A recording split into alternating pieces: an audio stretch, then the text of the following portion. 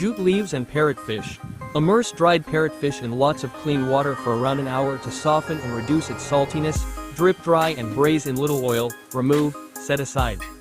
For fiber, boil bamboo shoot strips in 4 cups of water with tablespoon fish paste until tender. Add in jute leaves and fish, immerse, simmer until leaves are cooked.